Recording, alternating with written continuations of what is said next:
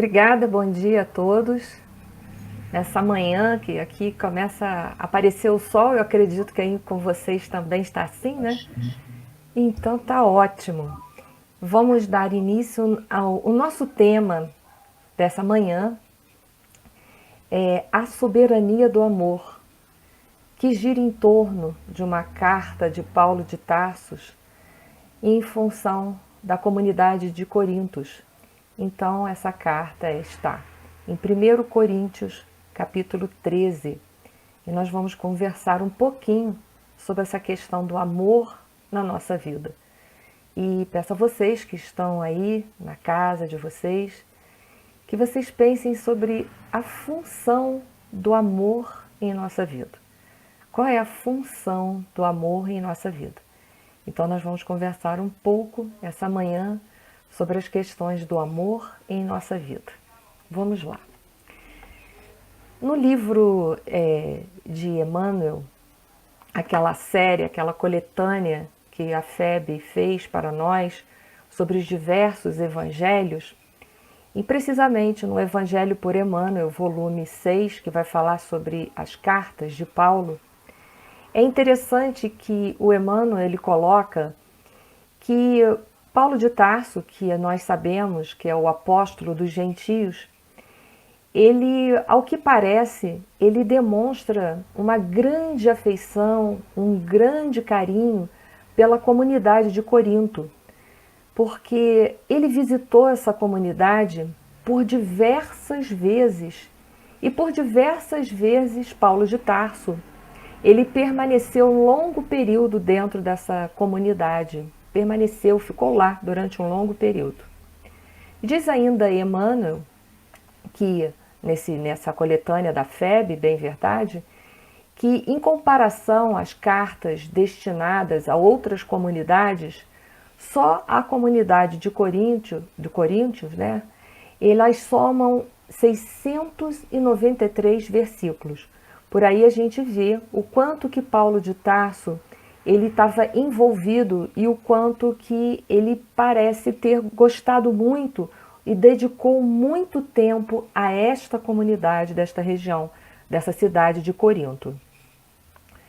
Nós vamos ler a passagem, a carta para vocês, e em seguida a gente vai tecer alguns comentários, tanto no sentido de levar informações, quanto também no sentido de formar informações dentro dos nossos corações. Então, nós vamos informar e vamos procurar também formar coisas importantes, virtudes importantes dentro do nosso coração. E Paulo começa assim: ainda que eu falasse a língua dos homens e dos anjos e não tivesse amor, seria como metal que soa ou como sino que tine. E ainda que tivesse o dom da profecia e conhecesse todos os mistérios e toda a ciência, e ainda que tivesse toda a fé de maneira tal que transportasse os montes e não tivesse amor, nada seria. Ainda que distribuísse toda a minha fortuna para o sustento dos pobres, e ainda que entregasse o meu corpo para ser queimado, e não tivesse amor, nada disso me aproveitaria. O amor é sofredor, é benigno, o amor não é invejoso, o amor não trata com leviandade, não se ensoberbece. Não se porta com indecência, não busca os seus interesses, não se irrita, não suspeita mal, não folga com a injustiça, mas folga com a verdade. Tudo sofre, tudo crê, tudo espera, tudo suporta. O amor nunca falha, mas havendo profecias, serão aniquiladas. Havendo línguas, cessarão. Havendo ciência, desaparecerá. Porque em parte conhecemos e em parte profetizamos. Mas quando vier o que é perfeito, então o que é em parte será aniquilado. Quando eu era menino, falava como menino, sentia como menino, discorria como menino, mas logo que cheguei a ser homem, acabei com as coisas de menino. porque agora vemos por espelho em enigma, mas então veremos face a face. Agora conheço em parte, mas então conhecerei como também sou conhecido. Agora, pois, permanecem a fé, a esperança e o amor. Estes três, mas o maior deste é o amor. É uma carta belíssima e oportuna para nós conversarmos e tecermos nessa manhã algumas reflexões. Nós, como comunidade terrestre, estamos nesse instante passando por uma provação coletiva. E todos nós estamos vibrando, orando, para que em breve esse momento de expiação coletiva ele possa passar. Mas esta manhã nós vamos fazer algumas reflexões em cima desta carta e nós vamos descobrir o verdadeiro antídoto para que esta pandemia possa cessar. Vamos aproveitar os conhecimentos desta carta tão linda, endereçada à comunidade de Coríntios. Por que será? É uma das primeiras perguntas que eu fiz, mesmo sabendo que Paulo de Tarso era o apóstolo dos gentios, e que bom que Paulo de Tarso disseminou os ensinamentos de nosso Senhor Jesus Cristo, porque se não fosse Paulo de Tarso, com certeza nós não teríamos notícia de Jesus e dos seus ensinamentos.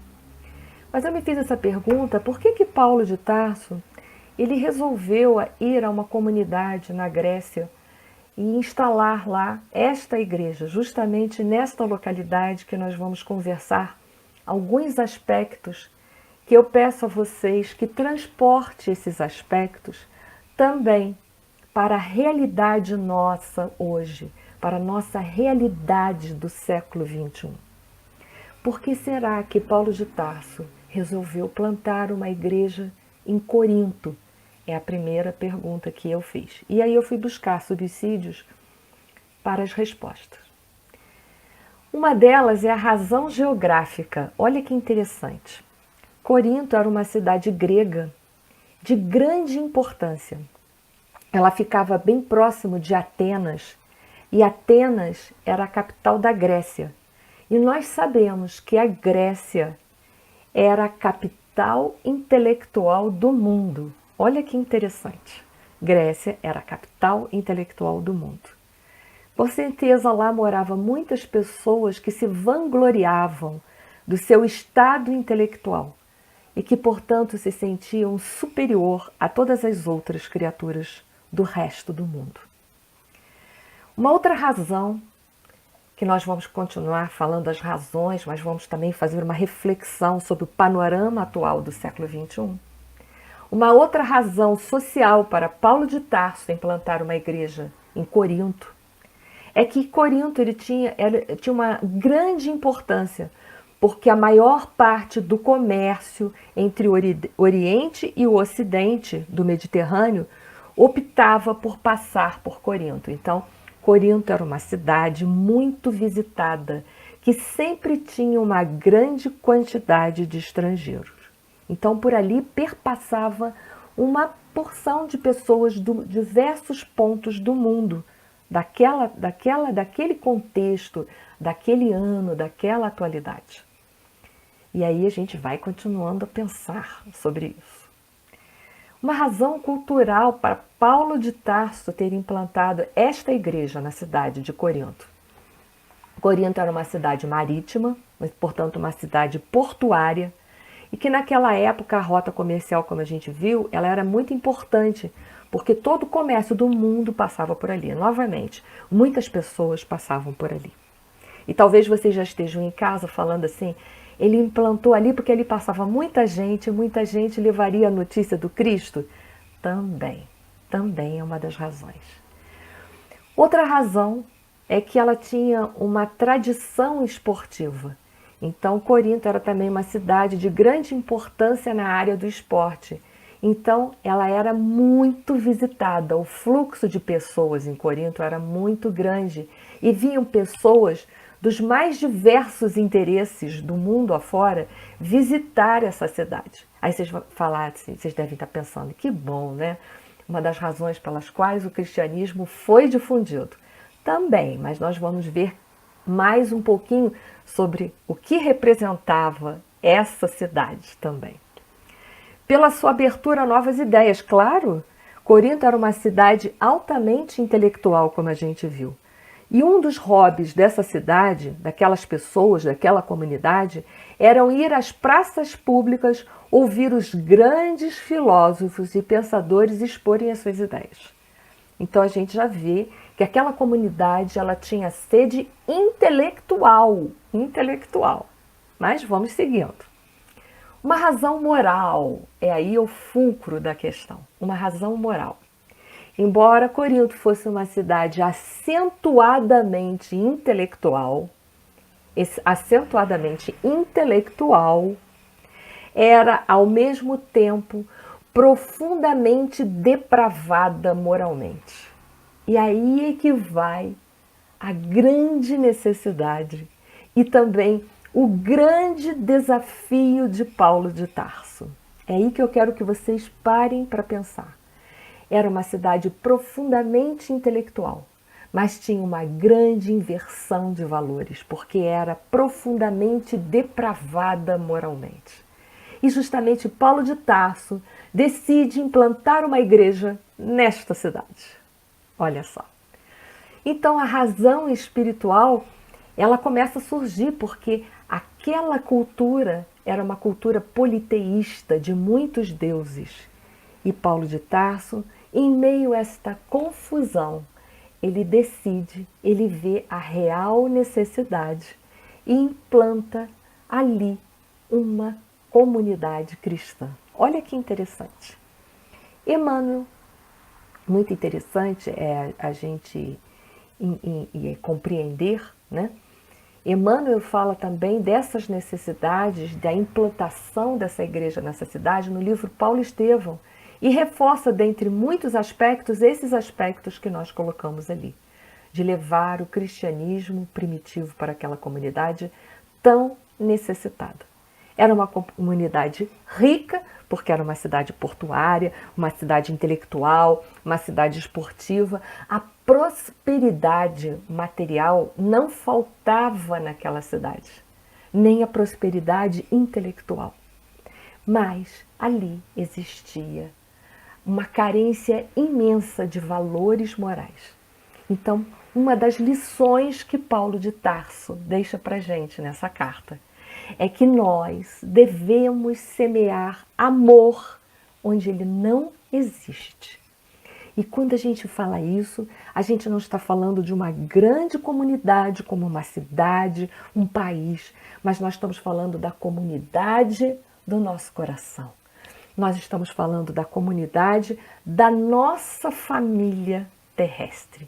E quando eu falo família, eu não estou falando só da nossa família consanguínea também, mas estou falando da grande família da comunidade do planeta Terra. Nós devemos semear amor onde ele não existe. Então isso tem que ser levado para o nosso mundo interno e para o mundo externo. Então esta carta de Paulo, ela mostra para a gente uma das principais lições é essa. Lição difícil? É, porque Paulo de Tarso, ele implanta uma comunidade cristã numa localidade, se nós formos ver, hostil, sem valores morais. A maior parte das pessoas já tinham decidido a quem iria servir. Como Jesus diz em dada passagem, não se pode servir a Deus e a Mamão. Eles já tinham decidido há um bom tempo a quem eles estavam servindo.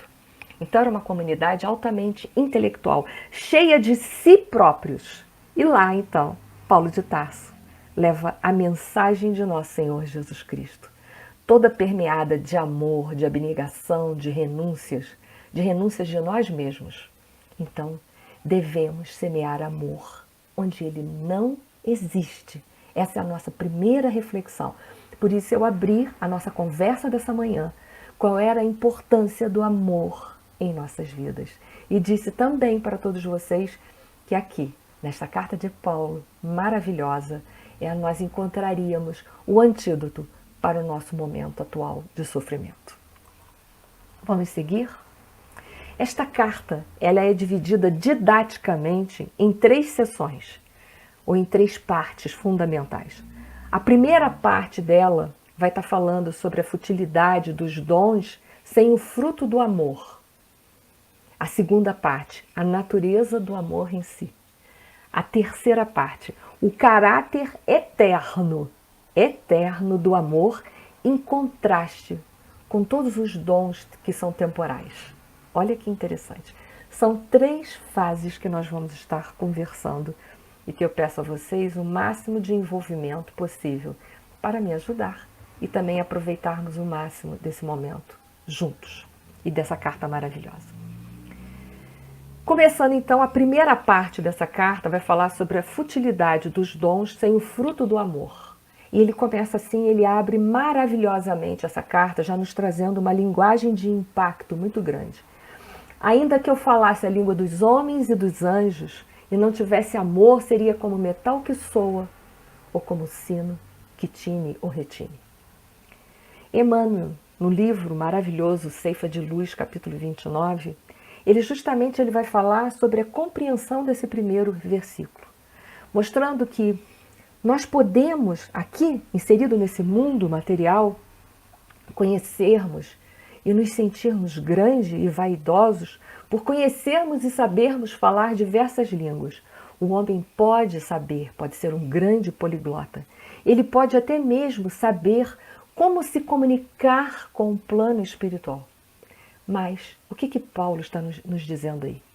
Nós podemos falar várias línguas, nós podemos saber nos comunicar com os planos espirituais, mas se nós não tivermos a compreensão dos semelhantes, de nada vai valer, porque seríamos como esse sino que soa como um vazio, qual um martelo que bate inutilmente num sino. E é verdade. Podemos compreender, temos a intelectualidade e sabermos nos comunicar com várias pessoas, mas comunicação e compreensão muitas vezes estão separados de todos nós. Comunicação é algo intelectual, mas a compreensão é algo do coração. Compreender o outro é ter empatia, é sentir o outro dentro do nosso coração. Então Paulo de Tarso fala, não é importante tão somente sabermos nos comunicar. Que é claro que aquela comunidade sabia se comunicar, vinha gente de toda parte do mundo, então é claro que era uma comunidade altamente intelectual, de vários poliglotas. Saber se comunicar é uma coisa, saber compreender o outro é uma coisa completamente diferente. Ele diz então para nós, dentre outras coisas, se eu sei me comunicar e eu não sei compreender, eu vou ser exatamente como esse metal que tine. O metal, a característica dele é ser frio. E um metal como um sino que tine ou retine, ele apenas promove barulho, ele apenas faz alarde, mas ele não promove uma melodia. A melodia da compreensão, a melodia do amor entre as criaturas. Então a primeira proposta de Paulo é: una a sua razão, o seu intelecto com o seu coração. Porque só comunicação é só intelectualidade. Só comunicação não é o suficiente para estabelecer relações verdadeiras entre nenhumas pessoas. Só comunicação é só conexão, é o que nós estamos vivendo hoje no século XXI. Estamos conectados uns com os outros, mas não estamos envolvidos, não estamos ligados verdadeiramente, porque o que liga uma pessoa a outra é o amor. Então a primeira chamada de Paulo de Tarso é para que nós venhamos a estabelecer a compreensão. Estabelecer a compreensão do outro é ter empatia. Estabelecer a compreensão com o outro é amar o outro. É o primeiro passo para o amor. E o amor é o caminho mais curto que irá nos reconduzir a comunhão com o nosso Pai. Então essa é a primeira chamada de Paulo de Tarso para essa maravilhosa carta que ele endereça à comunidade de Coríntios, ou seja, à cidade de Corintos, a cidade de Corinto. E aí ele vai, no segundo versículo ele diz assim: e ainda que tivesse o dom da profecia e conhecesse todos os mistérios e toda a ciência, e ainda que tivesse toda a fé de maneira tal a transportar os montes, e eu não tivesse amor, eu nada seria. Olha que interessante. Paulo coloca os dons divinos e os dons humanos, né? Ainda que eu tenha o dom da profecia, ainda que eu saiba todos os mistérios, então o dom da profecia é um dom humano. Os mistérios são os assuntos da divindade, a ciência, o conhecimento do homem, os assuntos do homem, toda a fé, os conhecimentos divinos. Mas se eu não tivesse dentro do meu coração o amor, nada disso me vale. Por que será que nada disso me vale? Porque se eu só tenho os dons da profecia, que seria no nosso caso aqui, transportando para o século XXI, se eu tivesse a mediunidade, mas eu não tivesse amor, ela não passaria de um fenômeno. Justamente o fenômeno é para nos despertar sobre os assuntos, sobre as coisas divinas, sobre os assuntos divinos e ao mesmo tempo despertar em nós toda a potencialidade do amor. Então Paulo de Tarso aqui, neste momento ele está falando sobre os assuntos divinos e sobre os assuntos humanos, mas o que liga novamente o divino e o humano, a ponte que liga essas duas coisas, chama-se o amor, mostrando que sem o amor, a nossa mediunidade sem o amor, ela não tem finalidade. Porque a finalidade da mediunidade é a transformação moral do homem, é moralizá-lo. A mediunidade não tem finalidade se nós a utilizarmos para o autoengrandecimento, para fomentar o prestígio de um grupo, de um seio, de uma comunidade, para nos envaidecer. Por isso que ele diz, os dons da mediunidade, sem o amor, ele nada vale, porque ele apenas vai enaltecer os teus próprios vícios. Mas a finalidade da mediunidade é a transformação moral do homem. Por que Paulo falava isso? Porque também naquela comunidade era muito utilizado os dons da mediunidade para fazer com que a pessoa se sobressaísse, para destacar a personalidade da pessoa, dando ênfase ao culto do personalismo. Então Paulo de Tarso mostra de que adianta a mediunidade se essa mediunidade não serve para desenvolver nos homens o seu amor, o seu potencial divino, porque somos filhos de Deus, filhos do amor. Então Paulo de Tarso mais uma vez nos chama a atenção, ainda que você tenha a capacidade dos assuntos, de entender os assuntos divinos e os assuntos da humanidade, mas se você não tiver o amor, novamente você vai ser uma pessoa vazia de importância. Novamente você passa pela vida, mas da vida você não leva nada, nenhuma transformação. A finalidade de nós estarmos aqui encarnados é promover em nós a transformação do homem velho num homem moralizado. E isso novamente nos reporta para o século XXI, porque nós estamos vivendo um período de pandemia. Nós não podemos esquecer uma coisa, nós estamos passando um período de pandemia. Para que esse período possa cessar, é preciso que nós venhamos a mudar o nosso comportamento. Não podemos repetir os comportamentos de outrora. O antídoto é o amor, mas para nós podermos transformar esse momento de pandemia, precisamos implantar o amor dentro dos nossos corações. Só o amor vai poder nos transformar o homem velho num homem novo, renovado. Eu estou vendo aqui no chat que vocês estão falando que travaram, a minha internet está ok. Talvez algum problema que mais tarde vai ser solucionado, tá, gente? Porque eu estou conectada normalmente. Muito bem, vamos lá. Vamos seguindo a carta de Paulo de Tarso, que vai nos dando um sentido da vida. ele fala assim: ainda que eu distribuísse toda a minha fortuna para sustento dos pobres, e ainda que eu entregasse o meu próprio corpo para ser queimado, e não tivesse amor, nada disso me aproveitaria. Olha que interessante. O que Paulo de Tarso, contextualizando, está dizendo para nós?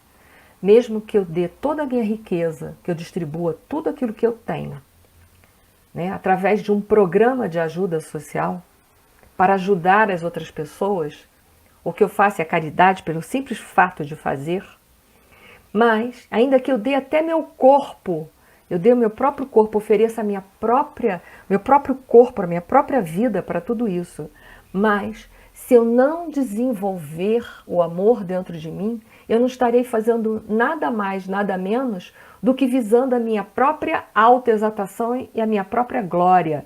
Ou seja, eu não estarei fazendo nada mais, nada menos do que investindo no meu próprio personalismo. Então, Paulo de Tarso, novamente, nos chama a atenção que não é a caridade maquinal, não é o entregar a sua vida maquinalmente, mas é se dedicar novamente com amor a tudo aquilo que está falando, mostrando para nós que o desapego real deve ser o desapego de si mesmo. A caridade, ela precisa ser utilizada também para me transformar. É isso que Paulo de Tarso está fazendo. Porque quando a gente faz a caridade pelo um simples ato maquinal, a gente não está aproveitando da caridade para se transformar.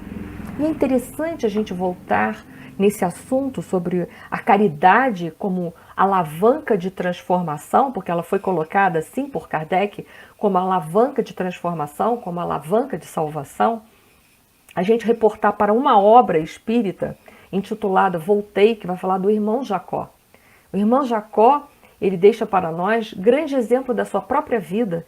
Ele realizou durante toda a sua vida muita caridade. Nós sabemos que o irmão Jacó foi um personagem muito importante, fez parte da diretoria da FEB no Brasil. Então nós sabemos que ele foi um homem de muita caridade, fez muita caridade, mas não usou a caridade para ele transformar. E é justamente isso que Paulo de Tarso está falando.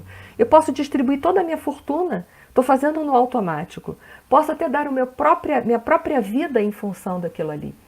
Mas eu preciso, ao mesmo tempo em que eu estou me doando, ao mesmo tempo que eu estou doando algo, eu preciso aprender a me doar também. E para aprender a me doar, eu preciso me transformar interiormente. Então a caridade, ela não pode ser feita de forma maquinal. Ela tem que ser feita com o coração, com o amor embutido dentro desse processo de caridade. Então, Paulo de Tarso, ele chama atenção para todos nós sobre a forma com que nós estamos fazendo as coisas. Não é importante dar algo, né, dentro do processo da caridade. Também é importante que se dê, junto com aquele algo, um pouco de si mesmo. E nós sabemos que para darmos um pouco de si mesmo, nós temos que dar, nós temos que ter. E para ter, nós temos que fazer o processo de transformação do homem interior, do homem velho para o homem novo. Pois só o amor verdadeiramente promove o real desapego. Olha que interessante quando Paulo de Tarso coloca isso, né? E aí a gente vai seguindo, eu espero que vocês já tenham conseguido aí destravar a internet. Me parece que sim. Muito bem. Então vou seguir aqui. Vamos seguir algumas reflexões de Paulo de Tarso, que está falando da importância da caridade estar envolvida dentro do processo de empatia, de sentir o outro, de trazer o outro para dentro de si mesmo, de fazer a nossa própria transformação, para que junto daquilo que estamos dando, de algo que estamos oferecendo, nós estarmos permeados daquele algo com um pouco de nós mesmos. A caridade só vai me transformar verdadeiramente se eu, junto com aquilo que estou dando, der um pouco de mim mesmo. E para dar um pouco de si mesmo, é necessário a autotransformação. E aí agora Paulo entra na segunda fase dessa carta, falando sobre a natureza do amor. Agora ele vai falar o que é o amor. E aí no versículo 4 ele fala assim: o amor é sofredor, benigno, não é invejoso, não trata com leviandade, não se ensoberbece. Ele vai estar falando de uma série de características do amor. ele fala, o amor é sofredor. Em que sentido que o amor é sofredor? Que ele recebe as injustiças sem retaliar, ou seja, sem se vingar. Ele recebe as injúrias da vida sem retaliação.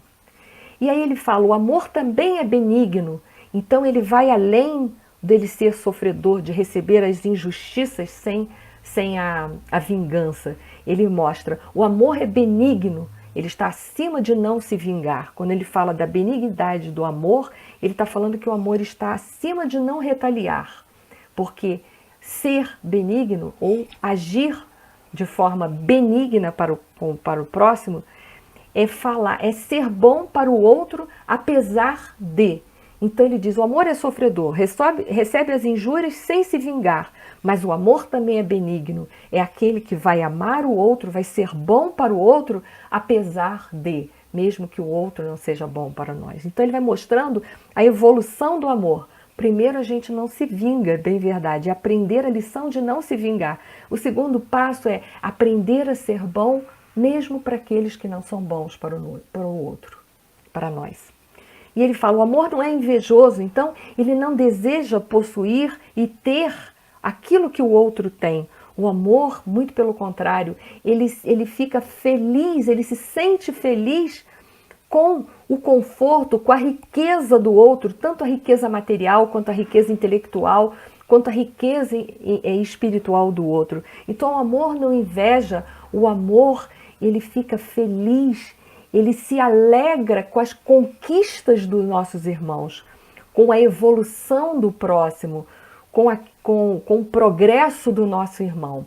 Então o amor não é invejoso. Ele não trata, Paulo de Tarso continua, não trata com leviandade. Essa expressão leviandade, é bom a gente entender, ela foi tratada por diversos estudiosos, ela quis dizer assim, não trata com leviandade, ou seja, ele não louva as suas próprias qualidades. Então o amor, ele não se enaltece consigo mesmo. A pessoa, ela não se vangloria de si mesmo, mas ela procura apagar as suas qualidades para que as dos outros possam surgir.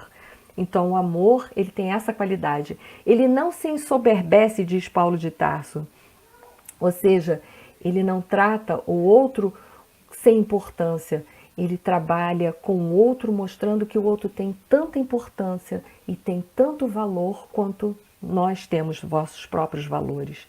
Então é muito interessante essa parte em que Paulo de Tarso vai falar sobre as características do amor, dizendo que ele é sofredor, que ele é benigno, que não é invejoso, que não trata com leviandade, não se ensoberbece. Temos em Via de Luz, em Emmanuel, capítulo 163, intitulado O Irmão, o Emmanuel ele vai dar uma série de qualidades muito interessantes nesse versículo especial que trabalha o Paulo de Tarso. E aí Emmanuel diz assim, quem dá para mostrar-se é vaidoso, quem dá para torcer o pensamento dos outros, dobrando-os aos pontos de vista que lhes são peculiares, é tirano. Quem dá para livrar-se do sofredor é displicente. Quem dá para exibir títulos efêmeros é tolo. Quem dá para receber com vantagens é ambicioso. Quem dá para sondar a extensão do mal é desconfiado. E diz ainda Emmanuel, quem dá para afrontar a posição dos outros é soberbo. Quem dá para situar o nome na galeria dos benefícios e dos santos é invejoso. E quem dá para prender o próximo a explorá-lo é delinquente em potencial. E finalizando, Emmanuel diz, em todas essas situações, na maioria dos casos, quem dá se revela um tanto melhor que todo aquele que não dá, de mente cristalizada na indiferença ou na secura. Todavia, para aquele que dá, e irradiando o amor silencioso, sem propósitos de recompensa e sem mescla de personalismo inferior, reserva o plano maior, o título de irmão. Então, o Emmanuel ele descreve muito bem essa caridade sofredora, benigna, essa caridade que não é invejosa, que não é liviana e que não se ensoberbece, porque ela procura dar sem esperar nada para si mesmo. E aí Paulo de Tarso continua falando sobre a natureza no amor, no versículo 5, onde ele fala, não se porta com indecência, não busca os seus interesses, não se irrita, não suspeita mal. Não se portar com indecência é não ser arrogante. Então a pessoa nunca se mostra rude, vil ou brutal. Procura sempre compreender, entender, sentir a posição do outro, sentir o momento do outro, a evolução do outro. Não busca os seus próprios interesses, mas luta, portanto, pelo quê? Pela coletividade, que é o que nós precisamos fazer nesse momento de pandemia. Não pensar só nos nossos interesses pessoais, mas lutarmos pela coletividade. E Paulo de Tarso fala, não se irrita, o amor não perde a compostura, não fica com raiva, mas ele procura, antes de tudo, procurar entender e entrar na situação do outro. E Paulo de Tarso ainda coloca, não suspeita mal, ou seja, não conserva nenhuma contracorrente de méritos ou deméritos, mas ele se posiciona sempre entendendo que o outro ele está vivendo um momento ruim, mas que ele não é ruim. Ele está passando por um momento de egoísmo, mas ele não é egoísta. Ele está passando por um momento de indiferença, mas ele não é indiferente. Ele apenas está vivendo o momento, porque nós fomos criados por Deus, nós somos filhos do amor e todos nós um dia resplandeceremos em luz, em amor, em afeto. Ou seja, ele mostra para a gente que nós precisamos entender que nós não somos maus, nós estamos no momento de dificuldades, mas que esse mal dentro de nós será transformado, transmutado em amor, em compreensão, em paz. Então o amor tem essa capacidade de enxergar, saber que o outro está vivendo um momento, mas ele não será assim para sempre, porque a vida do outro também está permeada pela lei de progresso, pela lei do amor. Então um dia o outro, ele que está no caminho do erro, ele também um dia terá a oportunidade de entrar no caminho do acerto, no caminho do amor, no caminho da compreensão. Então o amor não suspeita mal, ele entende que o mal passa. O mal, ele não é eterno, ele é passageiro, ele tem data para terminar. E ainda falando do amor, ele fala, não folga com a injustiça, mas folga com a verdade. Ou seja, ele não se rejubila com a injustiça, mas ele se rejubila com a verdade, mostrando para a gente que nós devemos sempre torcer e vibrar pelo bem do outro, pelo bem da comunidade, pelo bem de nós mesmos. Não devemos nunca vibrar na sintonia da injustiça, mas devemos sempre contribuir para que a verdade seja vivida e implantada na nossa comunidade terrestre. Uma difícil tarefa, né? E ele diz, tudo sofre, tudo crê, tudo espera, tudo suporta.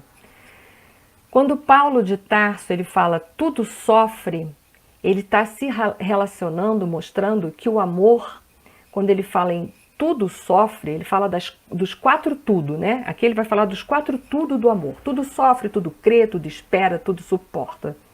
Essa palavra sofrer, ela deriva do grego, que significa telhado. Um telhado é uma coisa que cobre, uma coisa que protege. Então ele fala que o amor, ele cobre, ele protege, ele sustenta todo o sofrimento e assédio vivenciado. Então mostrando que nós também, diante do momento de dificuldade nossa, de dificuldade do outro, de dificuldade da comunidade, nós precisamos cobrir, proteger, nos sustentar diante daquela dificuldade. Permanecermos firmes dentro da virtude do amor, porque o amor é a virtude maior, é a mãe de todas as outras virtudes. Então mostra não só o nosso comportamento diante das nossas próprias dificuldades, mas diante das dificuldades também que o outro está vivenciando na sua vida. Ele diz, o amor tudo crê, não mostrando para nós que nós devemos acreditar em todas as coisas, que nós devemos ser tão inocentes a ponto de acreditar em tudo que está ali. Não, mas nos encorajando a sermos pessoas melhores e também a investir no melhor do outro. Então é nesse sentido que tudo ele deve crer, mostrando que nós somos filhos de Deus, filhos do amor. E, portanto, devemos investir sempre no melhor, no potencial da outra pessoa, no melhor que existe dentro de nós e no melhor que existe dentro da outra pessoa. E nesse sentido que tudo crê, que ele sabe que tudo vai passar, que nós estamos vivendo só uma fase, mas um dia todos nós também seremos pessoas melhores. Então é nesse sentido que Paulo de Tarso mostra: tudo crê, nos encorajando a sermos pessoas melhores e a depositarmos confiança no melhor da outra pessoa. Tudo espera, porque ele entende que há tempo de plantar e há tempo de colher. Então nós não podemos exigir mudanças nos outros, porque nós sabemos que nós precisamos de um tempo também para mudar. E assim como nós precisamos de um tempo para mudar, o outro precisa de um tempo também para realizar as suas mudanças. Então ele sabe da importância do tempo, ele sabe da importância da misericórdia de Deus. Então ele confia e tudo espera, porque ele sabe que depois de uma tempestade vai vir uma bonança. Então ele entrega o tempo e continua se mantendo firme no seu propósito de amar e servir amando. E fala, tudo suporta. Ele tolera todos os abusos alheios, os fracassos alheios, todas as perseguições que ele vive. Ele procura se manter a sua posição firme. Ele procura recusar-se a ceder ao mal. Ele procura resistir diante do mal. Ele procura suportar. Por quê que ele procura suportar? Porque ele confia na providência do Pai. E quem confia na providência de Deus sabe que o Pai pode tudo e, portanto, não há um problema que nós possamos estar vivendo, que nós possamos estar passando, que o Pai não tem a solução do nosso problema. Então ele tudo suporta porque ele sabe que precisa do tempo e o tempo vai trazer o remédio necessário, porque Deus está no controle, no comando de todas essas coisas.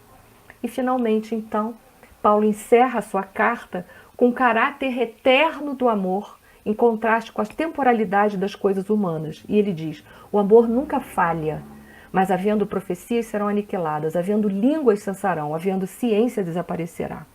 Ou seja, o amor nunca falha, porque o amor faz parte, o amor ele é atemporal, e todas as outras coisas fazem parte da temporalidade, né? As ciências humanas, elas fazem parte da temporalidade. A mediunidade sem amor é um carro sem direção. A mediunidade é um dom que nós recebemos. Tudo que está em nós está sujeito às nossas falhas. Então o amor não, porque o amor está acima de todas essas coisas. Como diz João, Deus é amor. Então o amor é eterno. É a única coisa que nunca desaparecerá, que sempre existiu e sempre permanecerá. Mas nós somos falhos, nós falhamos. Então, se nós estivermos com o amor, no amor estaremos com Deus. Estaremos com aquilo que é eterno, que é aquilo que a traça e o ferrugem não corrompem. Ele fala, havendo línguas, o que ele quis dizer?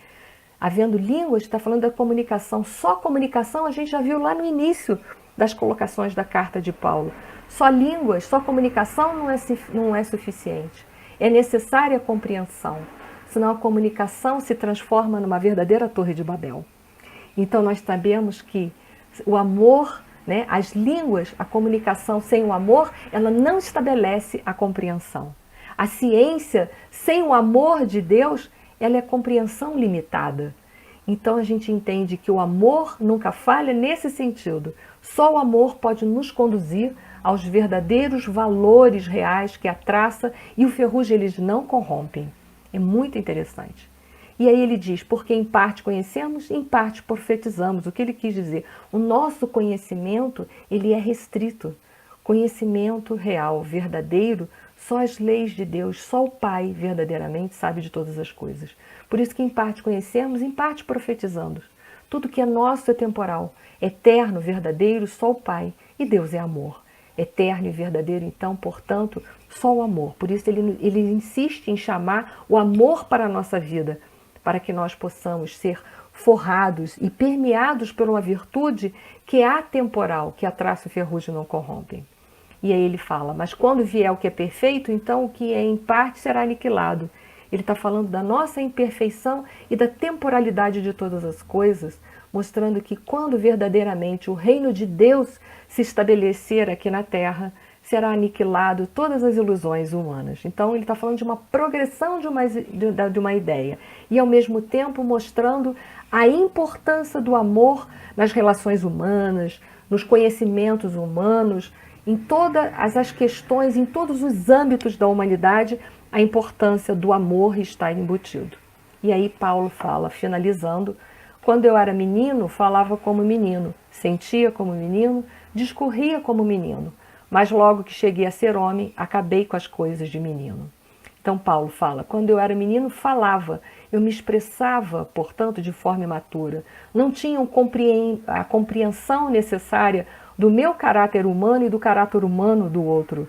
E eu sentia como menino, ou seja, como ele sentia como menino. Então, ele, como diz o Evangelho, no início éramos somente instintos. Quanto mais corrompidos e avançados sensações, quanto mais instruídos e depurados os sentimentos. Então, Paulo de Tarso diz o quê? Sentia como menino. Então, no início, os meus sentimentos ainda eram muito permeados pelo meu lado instintivo. Depois, ele foi muito permeado pelas sensações, pelo que dão os sentidos e o sentimento de troca, um amor de condição. Mas, quando finalmente eu consegui chegar num período de instrução e de depuração dos meus sentimentos, eu então estabeleci dentro de mim a linguagem do amor. E aí então eu cheguei a ser homem e acabei com todas as coisas de menino. Então, novamente, Paulo de Tarso fala da importância de nós sairmos deste momento, desse amor condicional, desse amor que ainda permeia as nossas vidas, o amor de instinto, o amor de condições, e caminharmos para o amor sem condições, amar o outro apesar de. Então é isso que nós precisamos. Finalmente, meus irmãos, chegamos nos últimos momentos dessa carta, em que Paulo de Tarso mostra para todos nós a importância de nós permearmos toda a nossa vida com amor.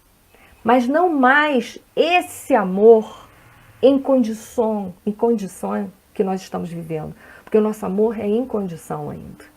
Nós ainda amamos condicionalmente.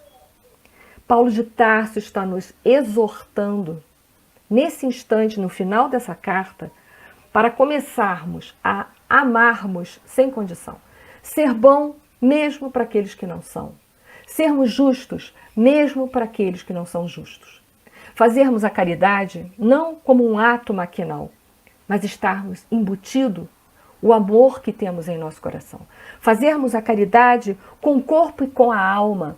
Exercermos os dons da mediunidade para nos transformar e levarmos a transformação da humanidade também. Não por o simples fenômeno mediúnico, mas executarmos a caridade para ser a alavanca de transformação.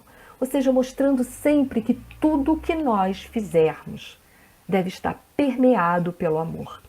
E para estar permeado com o amor, nós precisamos, com urgência, fazermos o nosso autoconhecimento e a nossa reforma íntima.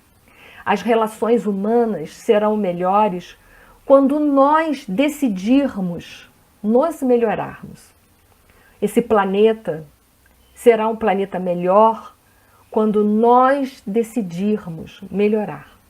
As relações que nós vivemos, tão conflitadas as relações humanas, serão relações sem conflitos quando nós deixarmos a soberania do amor imperar nos nossos corações, na nossa vida. Essa foi a proposta de Paulo de Tarso. Ele implantou essa igreja na comunidade, na cidade de Corinto, com a finalidade, lá era o lugar que mais haviam pessoas adoentadas, que mais haviam pessoas distanciadas dos valores morais. É lá que nós devemos plantar as sementes do amor. Se nós convivemos com pessoas na nossa família que ainda são egoístas, que ainda estão distantes de todo um comportamento permeado de amor, é naqueles corações que nós precisamos plantar as primeiras sementes de amor. E como plantamos isso verbalmente? Não. porque verbalmente é só comunicação. Nós plantamos isso dando o primeiro passo em compreensão. Quem é o outro? De trazer o outro para dentro do meu coração, sentir o momento do outro. Às vezes aquele irmão, ele age assim porque ele não conhece outra forma de agir na sua vida. Ele ainda é um menino que fala como um menino. Mas cabe a nós, com todos os conhecimentos da doutrina dos espíritos, sermos homens, falarmos como homens, sentirmos como os homens. Sentirmos como espíritos mais amadurecidos, porque recebemos muito e temos como trazer essa maturidade do amor dentro de nós. Por isso Jesus disse, muito será cobrado a quem muito foi dado. E muito nos foi dado, muito, em conhecimentos. E esses conhecimentos não nos foi dado para nós fazermos críticas em relação aos outros, mas nos foi dado para trazer a compreensão do outro para dentro de nós. Para semearmos o amor nesses corações. Volto a falar, não verbalmente, mas em atitudes. Sermos bom apesar de. Amar o outro apesar de. Amor sem condições. Nós queremos um planeta melhor, mas queremos que o outro faça esse melhor acontecer. Mas se nós queremos um melhor, precisamos nós adentrarmos nesse melhor. Precisamos ser nós o primeiro a dar o passo na direção do amor, o passo na direção da melhora, o passo na direção da transformação, o passo na direção da transmutação dos valores. Então, essa carta que nós falamos muito rapidamente, mas ela é cheia de reflexões, deixo elas aí essa manhã para vocês relerem em casa e refletir sobre o caráter do amor na nossa vida. É hora de nós amarmos incondicionalmente. E amar incondicionalmente significa perdoar aquela pessoa que você tem uma dificuldade imensa. Tentar compreender aquele irmão que você não se simpatiza em nada com ele, em nada, em nada. Mas tentar a proximidade na medida das suas possibilidades. Mas fazer, dar esse passo. Ainda que esse passo seja diminuto, não importa. Mas são de passos em passos que nós fazemos uma grande caminhada. É passo atrás de outro passo que nós caminharemos quilômetros. É preciso nós darmos o primeiro passo nas relações humanas. Queremos um mundo melhor, dê esse passo. Queremos uma relação melhor, dê esse passo. É difícil, é. Tem dia que é muito difícil, mas aí nós precisamos fortalecer, como diz o Paulo de Tarso, agora, pois, permanecem a fé, a esperança e o amor. Esses três, o mais importante é o amor. Essa trilogia do final da carta de Paulo, nós encontramos também no Evangelho segundo o Espiritismo, no capítulo A Fé Transporta a Montanha, capítulo 19, que diz: a fé é a mãe da esperança e da caridade. Quem tem fé acredita em algo superior. E quando acredita em algo superior, é transportado para o atemporal. No atemporal, lá nós encontraremos valores que a traça e o ferrugem não corrompem. No atemporal, nós encontraremos a presença da divindade de Deus. Quem acredita em Deus, acredita na sua providência. A providência divina, a providência de Deus. Não há problema maior no mundo que Deus não tenha solução. Porque Deus é simplesmente onipotente, onipresente e onisciente. Então, para Ele não existe problema que Ele não tenha solução. Então, se eu estou com Deus, eu tenho fé. Se eu tenho fé, eu poderei ter, né? Porque a fé é a mãe da esperança e da caridade. Eu terei esperança num dia melhor, então eu esperarei o tempo. Eu darei tempo para que as outras pessoas possam se transformar, porque eu também preciso de tempo para me transformar, como diz essa carta. Eu preciso de tempo para transformar. Mas é claro que precisar de tempo não é sentar numa cadeira e ficar esperando o tempo vir fazer as transformações. Não, o tempo de que Paulo de Tarso se refere é o tempo do trabalho, da transformação ativa e interna. É transformar-se interiormente, empenhar-se em trabalho interno de transformação. O trabalho é uma virtude, ele é dinâmica. E a esperança é também uma virtude dinâmica.